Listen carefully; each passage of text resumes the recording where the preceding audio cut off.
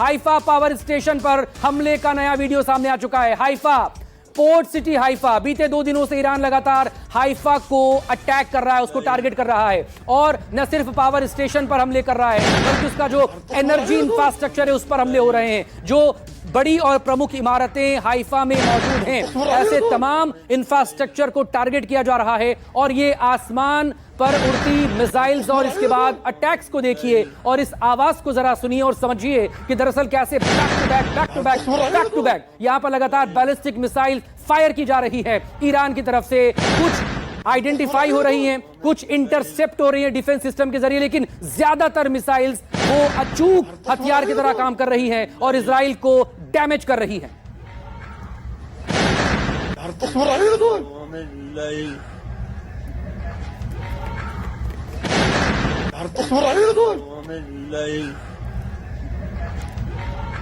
लगातार brigadier Dahiya, Israel ने शायद सोचा नहीं था कि इस तरह से लगातार ईरान के साथ उसकी ये जो वॉर है, ये जंग जो शुरू हुई थी शुक्रवार की सुबह, वो सोमवार तक एंटर करेगी। आगे कहां जाकर रुकेगी बड़ा सवाल है। लेकिन ब्रिगेडियर दहिया, रात भर में जब फ्रेश अटैक्स हुए हैं उसमें एनर्जी पावर को लगातार एनर्जी इंफ्रास्ट्रक्चर को निशाना बनाया जा रहा है। एक दूसरे की जो इंपॉर्टेंट बिल्डिंग्स हैं उन्हें चिन्हित कर टारगेट यहां पर किया जा रहा है।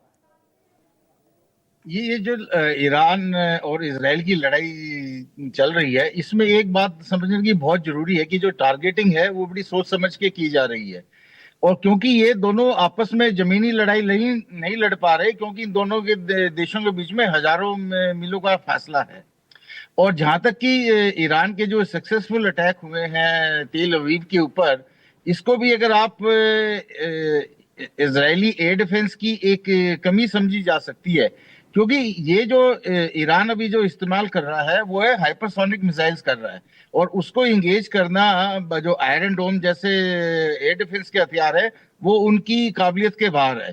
अभी तक ईरान इजराइल पे जो हमले हो रहे थे हमास या हजबुल्ला की तरफ से, वो सिर्फ रॉकेट्स वगैरह लॉन्च किए जा रहे थे, तो उनको आयरन डोम बड़ी बखूबी से उनको बर्बाद कर रहा था और बड़ा सक्षम एयर डिफेंस लग रहा था इजराइल का।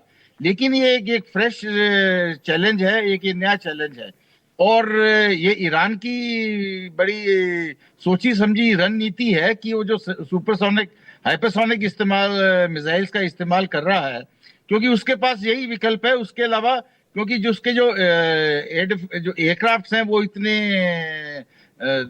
तकनीकी तौर से इतने मजबूत नहीं है और उनको एयर स्पेस यूज करने की भी एक बहुत बड़ी दिक्कत है। एयर स्पेस यूज करने की इजाजत नहीं।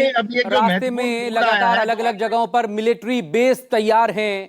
बाकी जॉर्डन से लेकर बाकी अगर सीमा को उसको क्रॉस करना होगा तो वहां उसके सामने एक बड़ा चैलेंज होगा। लेकिन